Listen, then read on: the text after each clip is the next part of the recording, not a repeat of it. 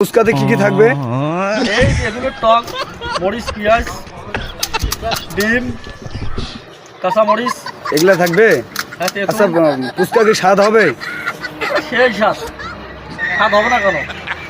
স্বাদ হবে না? এত স্বাদ বলা যাবে না। তাই নাকি? হ্যাঁ, দেখেন না ফুচকা বানাইছি, দেখেন ফুচকা পাওয়া যায়, আমরা পাওয়া যায়, কত রকম মাল পাওয়া যায় আমার দোকানে। এই দেখেন মাল বানাইছি, পাওয়া হবে। অবশ্য তাহলে তো খুবই সুন্দর হবে ফুচকাটা। খাইয়া দেখেন না, খাইলে প্রাণ যাবে।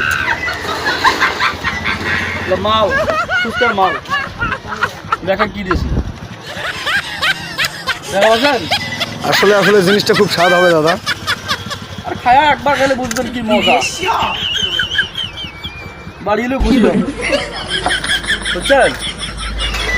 আপনারা যদি কেউ ফুচকা খেতে চান তাহলে ডালিমদার ফুচকার দোকানে চলে আসেন। আমাদের পলাশ বাড়ি।